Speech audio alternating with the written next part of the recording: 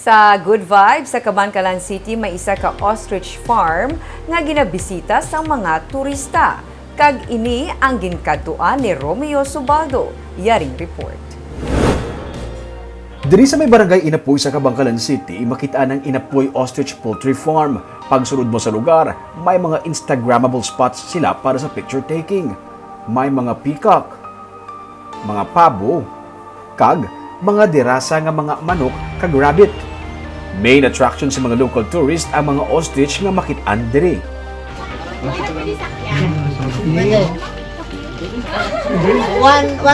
lang, 50 lang sakay. Pila ka oras? Pag sakay, picture, okay, tapos. 4 na katuig ang edad sa mga ostrich nga nagabugat sang 150 kilos. Si Yok-Yok, si Kiko, kag si Kikay. Gikan pa sila sa Africa.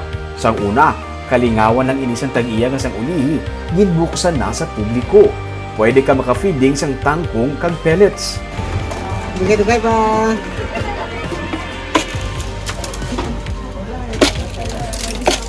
Grabe, sa magkaon mo, nasang sa magkaon niya.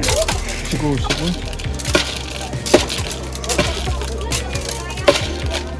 Nagaplano sila nga padamuon pag ini sa barason nga mga binulan.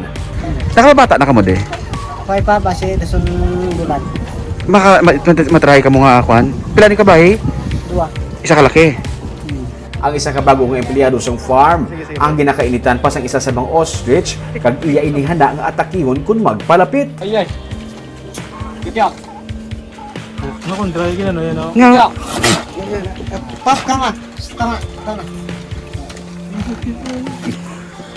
Diyos, si Cesar Milan, kagalinong ba? Pwede ko tayo ka, ha? Ano sa una kung tayo nakadaan? Kaya magbukan sa sugod ba? Baguli sana, di ay pakakalala. Pero ang caretaker nga si Donel, mapakaon niya diretso sa iyang palad ang mga ostrich. Oliver! Hindi mo sakit?